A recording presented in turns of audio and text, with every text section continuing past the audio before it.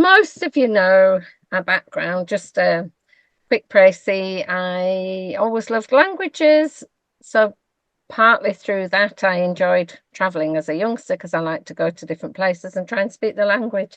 Um, I did a language degree. I actually then worked in marketing in my 20s, including in a travel company down in Kent. And then at 30, I had a big change and a customer's ringing me. Never mind, I'll have to ring her back. um, I went off, came back up north, did teacher training and taught languages for 22 years, I think.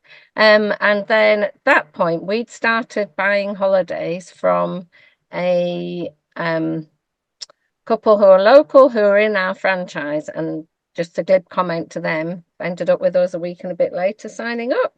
Um, Timing wasn't exactly great, early 20, but in a sense, there are some great things that came out of it. Somebody was contacting me on LinkedIn yesterday. In fact, do you remember Michelle that used to be in this group? And then we were talking about all the people in Norfolk that she sees face to face and that I still keep in touch with on LinkedIn. And I thought, yeah, all these connections and people that have booked with us and stuff, it's all through doing the wider online networking. So it's definitely helping us because people from 3-4 years ago are suddenly popping up and wanting a holiday.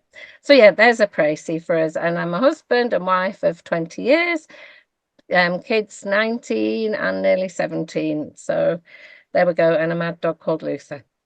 Right, so the main thing that we like to think differentiates us is that we try so hard with our customer service. So I'm just going to walk you through really the customer journey. So Tim did this PowerPoint. Do any of you recognize these characters?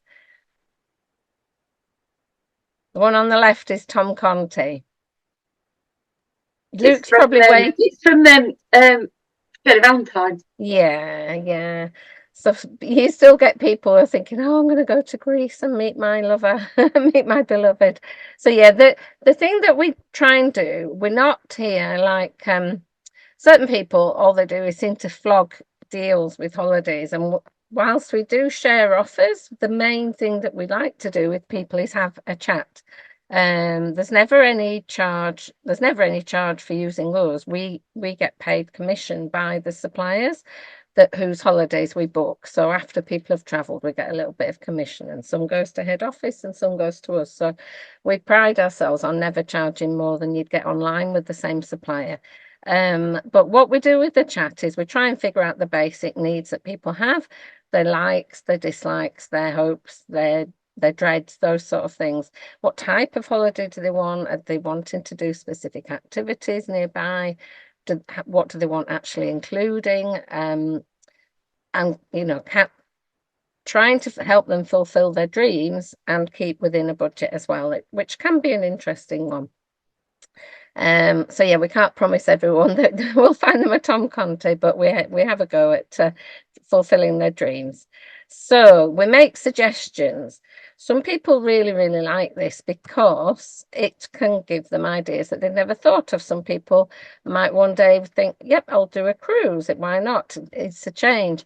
Or they might look at the Canaries when they've only looked at mainland Spain, or where's that? The fjords. One of the best holidays I did, well, it was a working trip, was up the fjords. Stunning. If you've got people who like the Lake District, it's like that, but bigger. I don't know. It's just amazing, I would say. And there's a cruise ship for everyone. Some people say, I don't like boats, but it's not a boat, it's a ship. And these modern cruise ships are so beautifully made that it's very unusual for people to be ill. And if anyone is ever ill, the doctors on board have magic pills that seem to just last for weeks. So yeah, it doesn't seem to be a worry anymore. We sometimes people can end up going to the Caribbean for relatively decent prices compared with certain parts of the Med and so on. So yeah, loads of things that we can offer in various parts of the world. So and that can include hot lodges with hot tubs and things. We do deal with the UK as well. And we do London city breaks.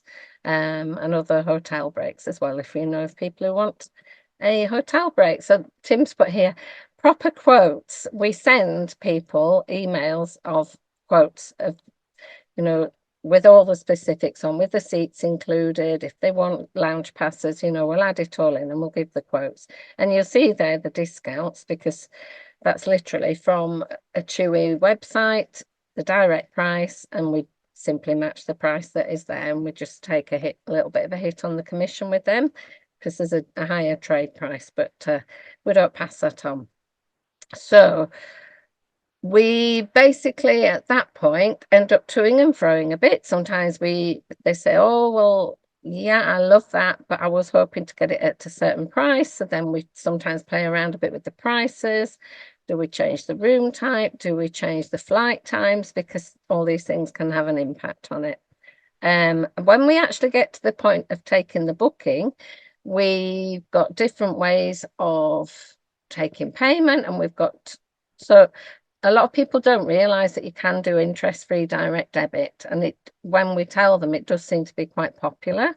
And some people who are juggling their monies a bit more, but they still don't want to give up their holidays, when we're quoting, they say, oh, well, how much would that be a month?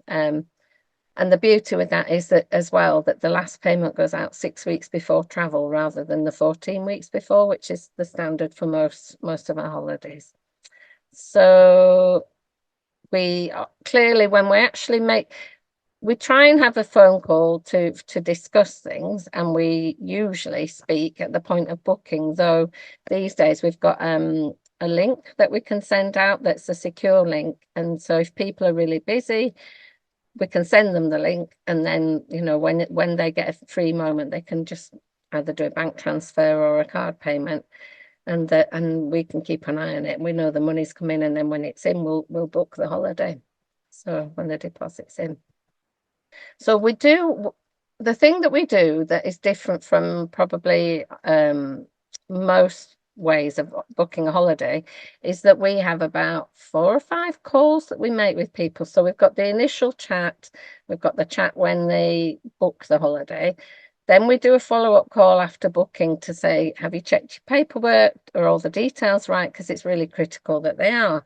A colleague had put on our WhatsApp group last night about a baby that it said Miss and not Ms. No, Miss and not Master, because it was a baby. But our colleagues were saying, don't worry, because the passport doesn't have a title on anyway. So, they're saying, don't worry about that. But there are some things that could be critical. So it's really a good idea to have that conversation. And also at that stage, we might say, look, double check, have you got your insurance? Do you need any parking? Do you want any fast track, any lounge passes? Is there anything else I can do? Because we get all those at similar prices to what you could get yourself, and it just saves you the hassle. So we also, about a month before travel, we'll double check that if people want us to do our check-in, which most do, that we've got a copy, that they WhatsApp us a copy of their passports, that everything else is all in place for them. And then we do a bon voyage, a call within the last week before they travel, to check that they've got all the documents through from head office. Sometimes it's like yesterday's. There's one lady that's had a few holidays with us, and she rings me when she's on the way, and she always asks questions like, how do I get to that hotel? And what's the postcode? And what time does the car park shut? And yeah, some people just need a little bit more hand holding, but that's fine. We readily pick up the phone. And I guess that's the difference with us being home based and not keeping office hours. While people are away, we do WhatsApp. So just to check that things are okay, and if people need our help with trying to remedy things, then we'd get involved. And when people come back, we give a welcome back call. Not always easy to pin people down, but if we can't speak to them, I'll at least send a WhatsApp. And it's amazing, really. It's really good to get the feedback on holidays. we can end up with some sort of favorite hotels that we know are good standbys. And after a few years now, that's really good that we've got a bank of those that we know are just really popular and nobody ever complains. It's also a good source for us of thinking about the next holiday because people come back and after a few days they can sometimes have a bit of a low. So yeah, that's one thing that we do. And I don't think that if you book online or if you booked on the high street, I don't think you get all these touch points. Another thing that we do that we think helps us stand out is we give our thank you card and gifts. There's little power pack there. I've still got one or two bits that I've got from Matt bags and lovely wipe on boards that they're very popular. And Tropic skincare, I give as gifts as well. So yeah, in terms of who to look out for, please. So city breaks are really, really popular. I think a lot of people missed traveling for a while, and so they're trying to catch up with things. And some people are thinking I'll do a couple of city breaks instead of one big holiday. So yeah, bear us in mind for any of those. Christmas is popular, whether it's for Christmas markets, people wanting to go. There's a lot of people that wanted snowy holidays. So Lapland before or after Christmas, whether it's Santa or not, is very popular. And the Northern Lights are a big draw, and that can include Iceland as well, Reykjavik. Constantly Bucket and Spade family holidays, we'd love more of those, because even if we're price matching a TUI or a Jet2, it's not a huge amount of commission. But if there's a family and I've got one with 3 rooms going at Easter from someone I know that I used to work with, grandparents, the kids and the grandkids, it can suddenly be a bigger booking. So what things like that are absolutely brilliant. And if like that one, you've got people going from different airports, it can take a lot of working out whether there's the capacity in the hotel, and that's where we come in. We've got our ways of figuring it all out.